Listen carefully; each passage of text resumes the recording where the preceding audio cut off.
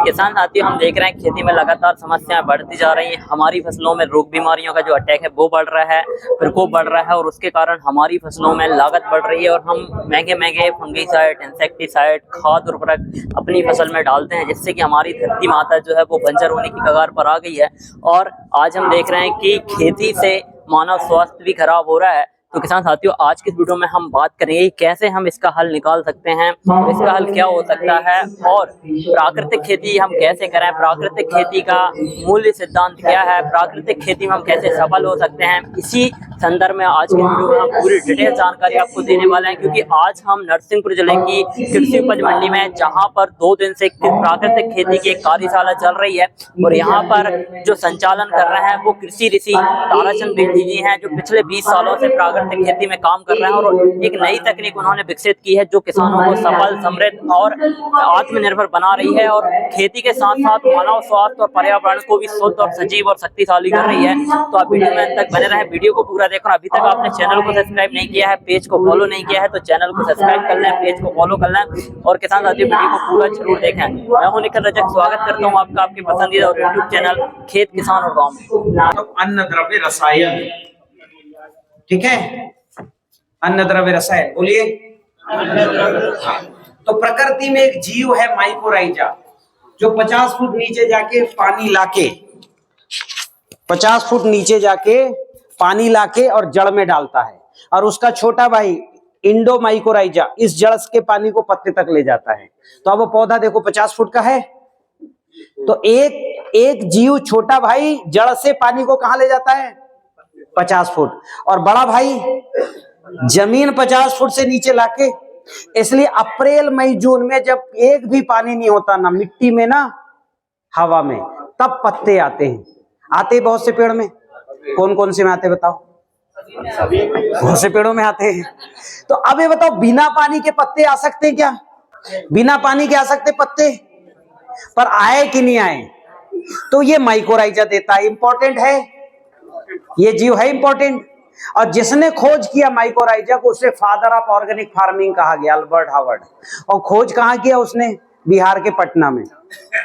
तो माइकोराइजा उस समय किसान बनाते थे, इसने क्यों लैब में उसको देखा और नाम दे दिया। नाइट्रोजन को पकड़ने वाला, ठीक है, फास्फोरस को पकड़ने वाला और जिंक आयरन को पकड़ने वाला है कार्बन। क्या है? जैसे हमारा ये पूरा शरीर कार्बन है 97%, हड्डी भी कार्बन ही है एक प्रकार का, बस कैल्शियम कार्बन है वो, ठीक है। तो हमारे पूरे शरीर को किसके कारण ये शरीर दिख रहा है? कार्बन। किसके कारण?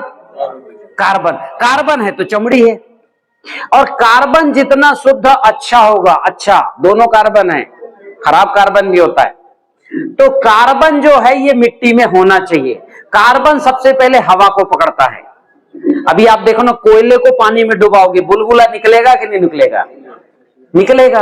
आपकी मिट्टी को डुबाओ, नहीं निकलेगा। तो कोयले में कार्बन बहुत मात्रा में है। तो कोयला यानी क्या? कार्बन। तो कार्बन बढ़ाना अपनी टेक्निक से, टीसीबीटी से 2 साल में 2% कार्बन बढ़ सकता है। कितना परसेंट? जो बहुत बड़ा रिकॉर्ड है, आज तक शायद एकदम किसी ने किया ही नहीं होगा। कहीं सुना 2% कार्बन? किसी की खेत की मिट्टी में सुना 2% कार्बन? सुना क्या किसी ने?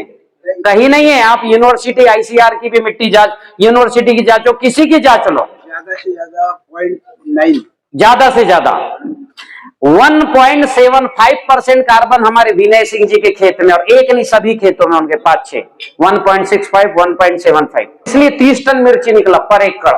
0.75%, 2% कार्बन फसल नाचती है। तो कार्बन बढ़ाना, आज तक कार्बन बढ़ाने के लिए क्या क्या डाला गया बताओ? गोबर डालने की परंपरा आई, लेकिन गोबर जो धूप में सूखा, प्रॉपर डिकम्पोज नहीं, और डिकम्पोज यानी मक्खन वाला डिकम्पोज जो हम हाइसियन रेशियो में बनाते हैं, ठीक है। मतलब जैसे दूध का मक्खन नहीं बनेगा तो घी निकलेगा क्या? हाँ, वो ये तो बैड कोलेस्ट्रॉल जैसा घी निकल जाएगा, वो साड़ी से निकालते जो ऐसा गर्म करके, ठीक है, बैक्टीरिया द्वारा खाया गया। तो अभी गोबर को मक्खन जैसे बनाना, जिसको हाइसियन रेशियो बोलते हैं, वो मैं फार्मूला आपको अभी दे रहा हूं।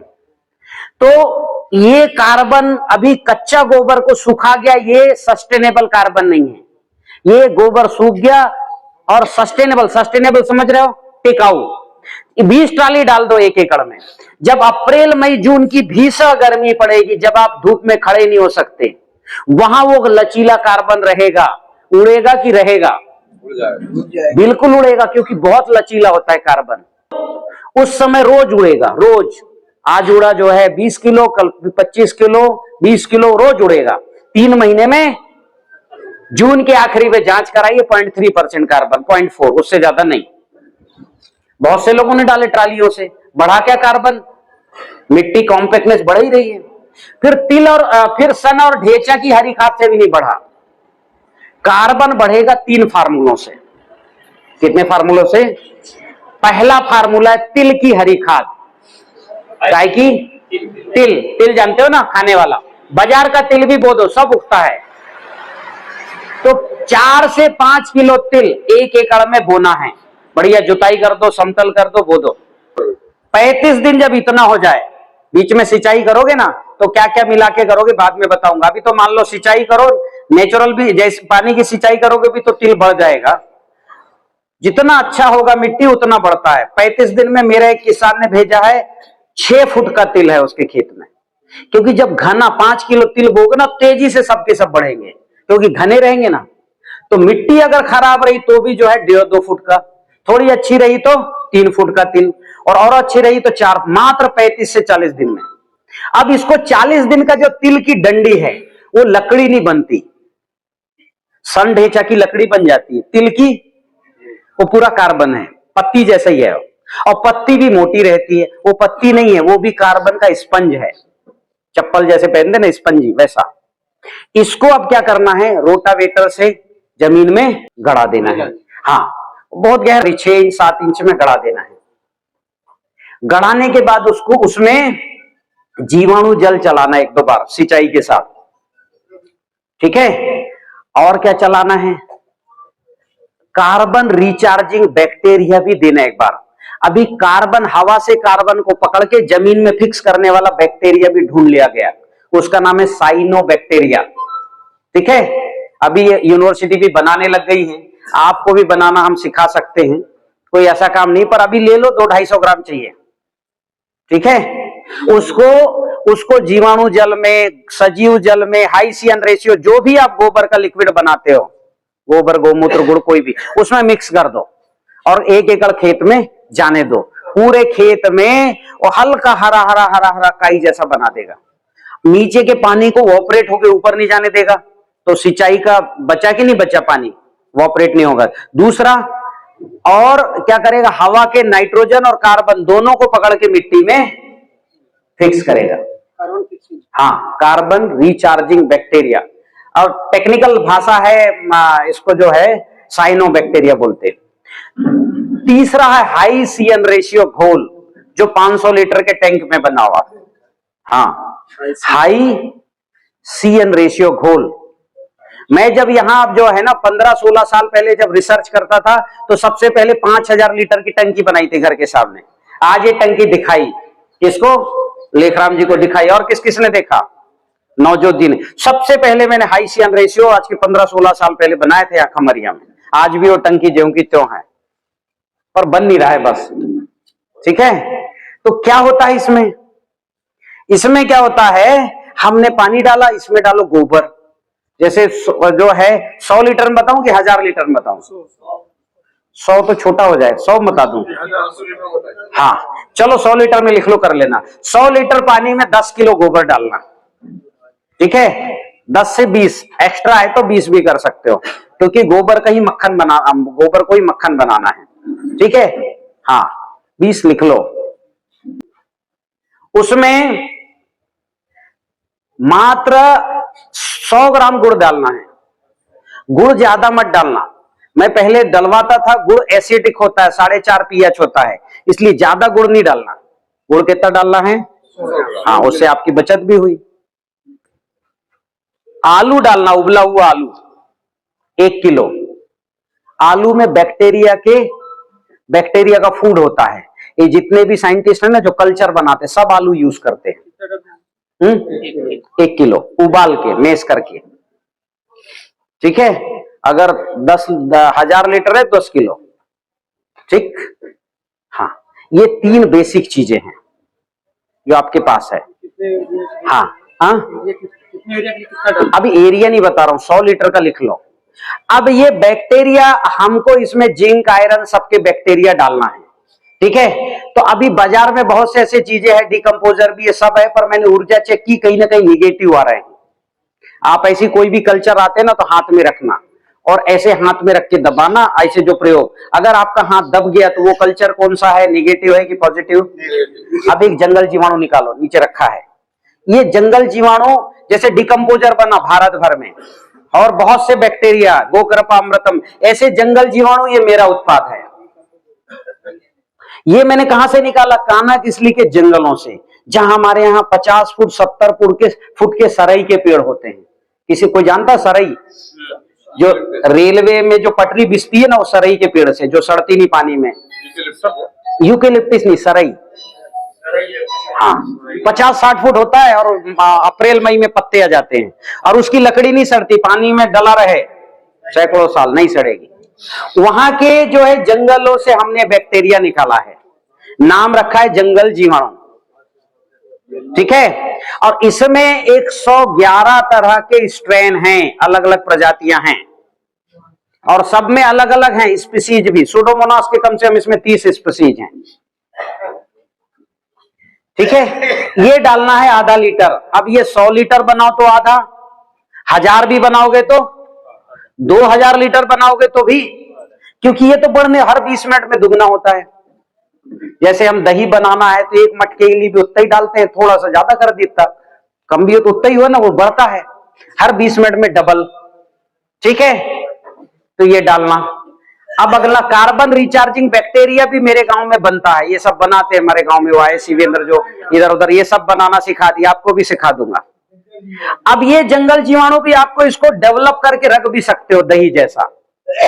इसको जो है 10 लीटर पानी में डालो, उबला, ये डाल, इतना डाल के रखना, कुछ मत करना इसको छेड़छाड़, इसमें कोई छाछ नहीं डालना, कुछ नहीं डालना, नहीं तो बहुत बहुत तेजी से फर्मेंट होगा और दुर्गंध आने लगेगा। फिर रख लो, आप बढ़ा सकते हो, कोई जरूरत नहीं, सिंगल चाहिए। मेरी बात समझ रहे हो?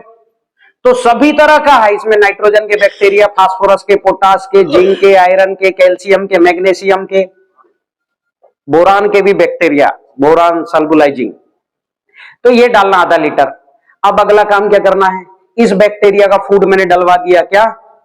गुड़ और हाँ पानी।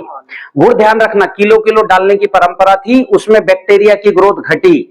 मेरा खुद का लैब है लॉकडाउन में, और मेरे गांव में, और विश्वस्तरीय लैब है, बहुत बड़ा नहीं है, लेकिन लाइफोलाइजर मशीन है सारे बैक्टीरिया को कलेक्ट करने का, वो सब हमारे पास है। और ये जब लॉकडाउन में 3 साल में गांव में रहा, तब के उत्पाद है, उसी समय से मैंने गांव से बेचना भी शुरू किया था। मेरे पास कैप्सूल कल्चर बनाने की टेक्निक भी है, मशीन है, जो मध्य प्रदेश में किसी के पास नहीं है, और गांव में है मेरे पास लाइफोलाइजर। मैं ये जो लिक्विड को जो है इसको पाउडर में करके, और हम उसको कैप्सूल भी बना देंगे, जो सबसे सस्टेनेबल है, सबसे ज्यादा टिकाऊ है और सुरक्षित भी है। जैसे लिक्विड को धूप में रखोगे ना, इसका बैक्टीरिया डैमेज हो जाएगा, हाँ कि नहीं? गर्म होगा कि नहीं होगा? प्लास्टिक है, अंदर का बैक्टीरिया डैमेज होगा। लेकिन कैप्सूल में रहा तो, क्योंकि कैप्सूल में वो डार्मेंसी में चला गया, फिर वो कैप्सूल, फिर पैकेट, धूप में भी रखोगे तो कैप्सूल तक गर्मी नहीं जाती, फिर वो कंटामिनेशन नहीं होता। इसमें तो कहीं ना कहीं कंटामिनेशन होने की खतरा रहता है। कंटामिनेशन यानी, हाँ, उसमें फंगस और पल गया, खोल के रख दिए तो हवा का फंगस आ गया, ठीक है। पर कैप्सूल कल्चर सबसे अच्छी टेक्निक है। तो ये लॉकडाउन में मैंने सब मशीन, चूंकि मुझे लैब का काम भी मैंने सब सीख लिया, नरसिंहपुर में था तब तो नहीं आता था, पर जब मैं भोपाल में रहा सब सीख लिया, लैब में ही रहता था। तो ये डालना, फिर आगे और क्या करना है? वो जो मैंने आपको मिनरल मिक्सचर बताया, ठीक है, जिसमें सारे मिनरल्स हैं, क्योंकि बैक्टीरिया, आप जिंक का बैक्टीरिया तो डाल रहे हो, जिंक नहीं डालोगे तो बढ़ेगा क्या? या तो आपके गोबर में जिंक होना चाहिए, पर जंगल चरने गाय जाती नहीं, आपकी गाय तो क्या खा रही है? आपके खेत का भूसा, उसमें भी जिंक नहीं है, तो गाय के पेट में ऐसे हवा में आ जाएगा? नहीं, अणु है वो। तो मिनरल मिक्सचर आधा किलो डाल देना बस, थोड़ा सा, इतना सा, 10-12 रुपए का। कोई खर्चा है बड़ा भाई? 12 रुपए का डाल देना आधा किलो, ठीक है। गोवर्धन खाद डाल देना 1-8 किलो।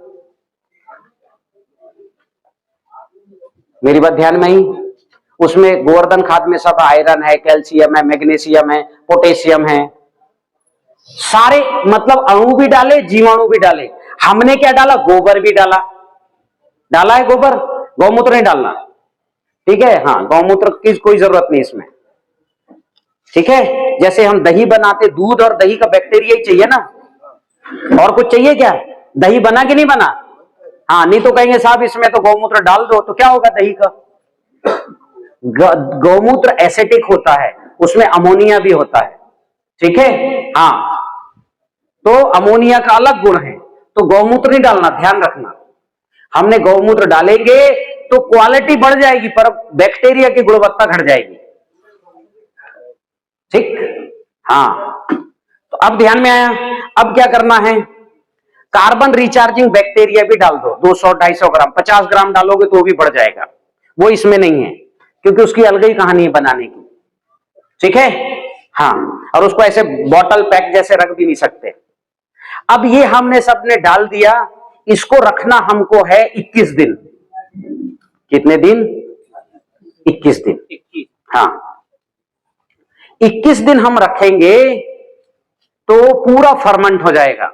जैसे दही बनने के लिए 24 घंटा चाहिए, वैसे बैक्टीरिया की कंप्लीट ग्रोथ 21वें दिन में होती है। हमारी कोशिका का निर्माण भी, आज बैक्टीरिया फॉर्मेशन भी 21 दिन में कंप्लीट होता है। 21 दिन में वो पूरा गोबर मक्खन जैसे सुगंध आएगी उसमें, ठीक। अब उस गोबर को हमको, वो तैयार है, अब उसको आप छानोगे ना तो केवल कचरा मिलेगा, पूरा गोबर फर्मेंट हो जाएगा मक्खन जैसा। ऐसा घोलो और आप ड्रिप से भी चला सकते हो छान के, स्प्रे से भी कर सकते हैं। स्प्रे की जरूरत नहीं, हमें कार्बन मिट्टी में बढ़ाना है। अब ये जो हाई CN रेशियो, इसमें कार्बन की मात्रा होती है 20 किलो अगर गोबर डालोगे तो 40% कार्बन। कितना? हाँ, 100 लीटर पानी में 20 किलो डालोगे तो कितना? 40% कार्बन। और प्रकृति में जहां कार्बन है वहां नाइट्रोजन होता ही है, दोनों सगे भाई, इसलिए इनको बोला जाता है CN रेशियो, कार्बन नाइट्रोजन। अगर कार्बन 40 है तो उसका 4%, तो 40% अगर कार्बन है तो उसका 4% क्या हुआ भाई? तो 2% नाइट्रोजन है आपके लिक्विड में, और खर्चा, और कितना लीटर बना? 100 लीटर। तो 100 लीटर में 2% वहां पर 4, 5 और 6% तक नाइट्रोजन आया है, और कार्बन 56% तक आया है।